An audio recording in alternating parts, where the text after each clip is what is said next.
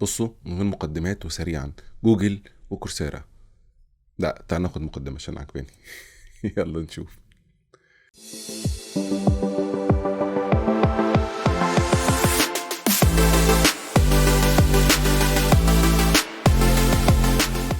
اهلا بيكم، انا محمد صفا. عاملين ايه؟ يا رب يكون كلكم بخير. النهارده اكلمكم عن حاجه مختلفه شويه عن اتجاه القناه، هي الكورسات. لما حبيت اخد كورس دخلت على السايت بتاع جوجل اللي هو جرو وذ جوجل، وبعد كده لقيت ان هم عاملين شويه بروجرامز كده حلوه قوي، اي ماركتنج، بروجكت مانجمنت، داتا اناليسيز، وفي حاجات تانية انا مش فاكرها دلوقتي، بس دول اللي علقوا معايا اللي انا كنت فعلا فكرت اخش فيهم. فقررت ابدا بالبروجكت مانجمنت، فدوست على اللينك لقيت وداني على موقع كورسيرا، مكتوب ان هو فور فري، بس هو مش فور فري. وبعدين اصلا لقيت كورسيرا فيه حاجات كتير قوي. فايه بقى القصه؟ بصوا يا جماعه، كورسيرا عنده وحده كده اللي هي الكورس ده، الوحده الواحده. الكورس الواحد ممكن يتجمع معاه كورسين او 3 أو 4 على حسب، فيبقوا مثلا 5 كورسز مع بعض، ويعمل لك حاجه اسمها سبيشاليزيشن، يعني مجموعه كورسات تديك تخصص معين. وكمان السبيشاليزيشن ده لو انت زودت عليه بقى الكابستون او البروجكت او يعني الجزء العملي، بيبقى اسمها بروفيشنال سيرتيفيكت، وده اللي بتقدمه جوجل. جوجل يا جماعه بتقدم مجموعه من بروفيشنال سيرتيفيكت عن طريق كورسيرا حلوه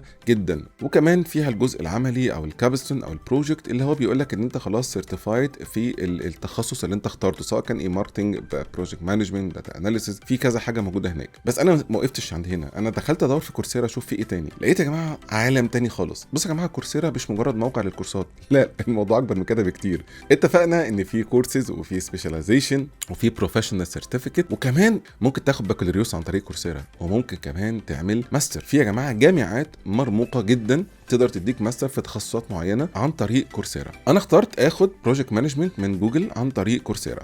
البروجكت مانجمنت بتاع جوجل اللي عن طريق كورسيرا عباره عن 6 كورسات، 5 كورسز عاديه خالص، والكابستون او اللي هو الجزء العملي او البروجكت اللي انت بتعمله في الاخر. تكلفه الكورس هو بيحاسبك بالشهر، اللي هو حوالي 40 او 50 دولار في الشهر تقريبا، والله خلصته في شهر، خلصته في 2، خلصته في 6، في 10، زي ما انت حابب. ثم عندهم اختيارين تانيين. اول اختيار فيهم هو الاوديت. الاوديت ده فكرته ان انت بتقدر تخش تتفرج على الكورس وتاخد كل المعلومات اللي انت تطور بيها نفسك، وده اللي احنا كلنا طبعا عايزين نعمله، وده فور فري. يعني تقريبا 99% من الكورسز الموجوده على كورسيرا ممكن تعملها اوديت وتستفيد وتفيد نفسك وتظبط السوفت سكيلز بتاعتك، بس مش هتاخد سيرتيفيكت ان انت خدت الكورس ده، انت بس مجرد زودت السكيلز او النولج بتاعتك. الحاجه الثانيه بقى ان هم عندهم حاجه اسمها فاينانشال ايد. ايه الفاينانشال ايد ده؟ انت دلوقتي نفترض عايز تاخد مثلا سيرتيفيكت زي اللي انا خدتها دي، او مثلا تاخد الاي ماركتنج، او تاخد مثلا داتا اناليسيز، بس انت مش قادر تدفع المبلغ الشهري بتاع الكورس، فبتكتب لهم كده يعني 150 كلمه، تقول لهم انت ليه عايز تاخد الكورس ده،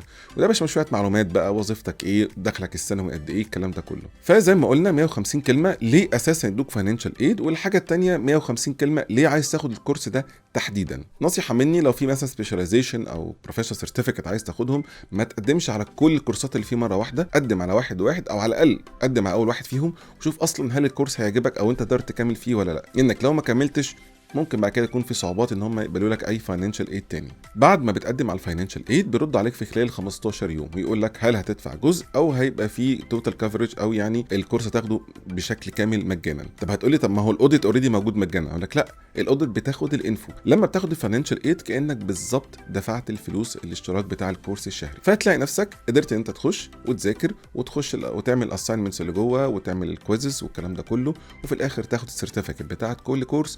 ولما تخلص البروجرام كله هتاخد سيرتيفيكت بتاعت البروجرام، سواء كان سبيشاليزيشن او كان بروفيشنال سيرتيفيكت. كمان يا جماعه لقيت اي بي ام عامله بقى ايه برضو شغل عالي جدا في كورسيرا. عندهم داتا اناليسيس، داتا ساينس، داتا انجينيرنج، اي اي انجينيرنج، ابلايد اي اي، ماشين ليرنينج. بصوا الموضوع كبير جدا، وكل حاجه من دي ليها اشتراك شهري حسب الكورس اللي انت هتاخده، او برضو لو هتاخد فاينانشال ايد، او لو انت عايز ممكن تعمل اوديت. بالنسبه للجزء بتاع الباتشلر ديجري، البكالوريوس والماسترز والكلام ده كله، دي ما فيهاش فاينانشال ايد، يعني انت لازم تدفع مبلغها بالكامل، ودي بتكون مش رخيصه. البروجرام ممكن يبدا من 9000 دولار. انت سمعت الرقم مظبوط. بصوا يعني هو رقم ممكن ما يبقاش كبير، بس بالنسبه لنا بقى كبير. ممكن يوصل طبعا 15 او 20 او 30 على حسب البروجرام اللي انت مختاره وعلى حسب وقته قد ايه. هتقولي طب الحاجات دي كلها معترف بيها؟ هقول لك طبعا معترف بيها. انت بتاخد سيرتيفيكت من شركه زي جوجل، او بتاخد سيرتيفيكت من اي بي ام، وعلى فكره اي بي ام بتديك البادج بتاعها، وجوجل بتديك البادج بتاعها ان انت خدت الكورس ده. كمان شفت بعض السيرتيفيكتس بتاعت اي بي ام بتديك حاجه اسمها كوليدج كريدت، يعني انت كانك درست في الكليه عشان لو عايز تكمل في الماستر مثلا.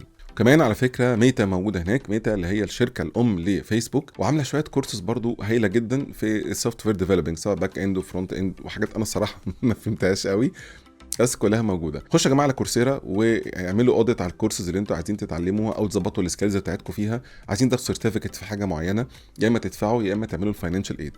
بس بجد يا جماعه الناس دي عامله شغل عالي جدا، يا ريت كلكم تستفيدوا، ويا رب نشوفكم كلكم ناجحين وفي اعلى مراتب ان شاء الله باذن الله. ربنا معاكم.